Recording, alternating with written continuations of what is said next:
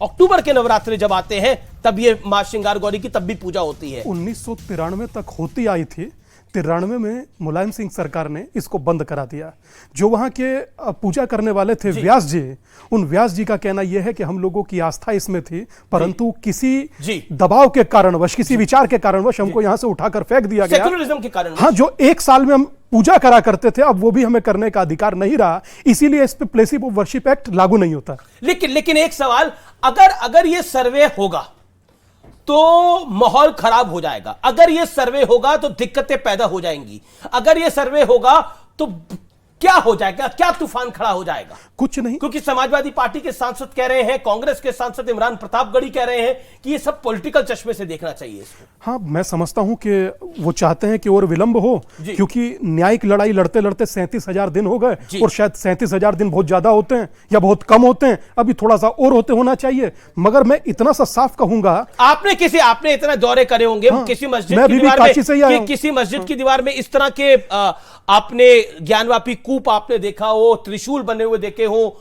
आकृतियां देखी हो, ब्रह्मकाल का दर्शन देखा हो, ये ब्रह्मकाल का दर्शन है, ये ब्रह्मदल कमल कहा जाता है इसको, जो हम लोग देख रहे हैं। और मैंने आज तक किसी मॉस्क की दीवार पर ना तो बजी हुई घंटियां देखी है, ना कमल देखा है, ना वराह की प्रतिमा देखी है, ना बुत देखे हैं जहां बुत परस्ती गुनाह है, और ना मैंने घंटियां, ना मैंने त्रिशूल देखा है, जैसे सीएम ने कहा था कि त्रिशूल का मस्जिद में क्या मकाम है। तो ये सब चीजें देखी नहीं है। और जो पश्चिम की दीवार है, पश्चिम की दीवार पर बनी हुई नक्काशी और आध्यात्मिक चित्रण का वर्णन बहुत स्पष्ट करता है कि ये मंदिर है, ये मंदिर है। ये आपकी राय है, लेकिन मुस्लिम पक्ष का अपना कहना है सुप्रीम कोर्ट मामला जाएगा।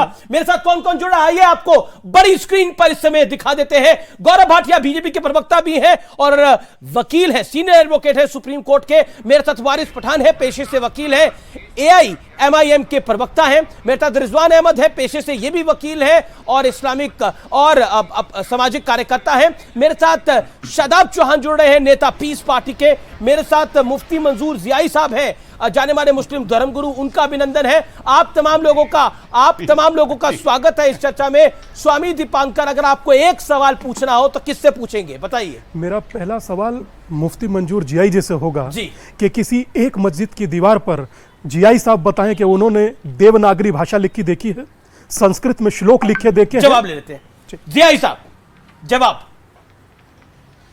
देखें महाराज दीपांकर जी, आप इस बात को बखूबी जानते हैं कि इस मस्जिद में पिछले 500 साल से ज़्यादा अरसा हो गया नमाज पढ़ते आए हैं जी। और जब इसके मस्जिद होने पर सवाल उठाया जाएगा और इसे मस्जिद ना कहा जाएगा तो कहीं ना कहीं दिलशिकनी होगी एक समुदाय की। ये बात आप बिल्कुल दुरुस्त कह रहे हैं कि किसी भी मस्जिद पर स्वास्तिक के निशान नहीं देखे जाते, कहीं पर त्रिशूल के निशान नहीं देखे जाते, लेकिन इस बात को भी बहुत वाज़ेह तौर पर मानना पड़ेगा कि सदियों से जिस जगह पर नमाज अदा की जा रही है वो आपकी निगाहों के सामने है और क़ानूनी तौर पर भी वहाँ नमाज़ पढ़ने की इजाज़त है, तो उसमें नमाज़ पढ़ने में कोई दिक्कत भी नहीं है। और फिर जहाँ नमाज़ पढ़ी जाती है उसको अगर आप मस्जिद भी ना कहें तो फिर क्या कहेंगे? मस्जिद भी ना कहें तो क्या कहें। लेकिन इस समय की बड़ी ब्रेकिंग स्टोरी है, दिल्ली सेवा बिल पास हो गया है और थंपिंग मेजॉरिटी से पास हुआ है। यूपीए को यह पहला झटका है, जब से यूपीए का नया नामकरण हुआ है उसके बाद यह पहला झटका है। मैं सीधा गौरव भाटिया का रुख कर सकता हूं। लोकसभा में दिल्ली सेवा बिल पास हो गया है। बीजेपी का कहना था पहले से बड़ा नंबर होगा, शायद वही दिख रहा है। 315 का आंकड़ा एनडीए क्रॉस कर गया है और दूसरी तरफ शायद 100 वोट पड़े हैं।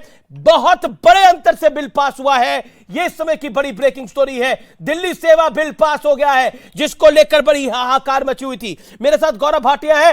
गौरव भाटिया, एक तरफ अब दिल्ली सेवा बिल पास करा रहे हैं और दूसरी तरफ काशी में आप बवाल करवा रहे हैं, तो दोनों सवाल ये आपसे विपक्ष पूछ रहा है।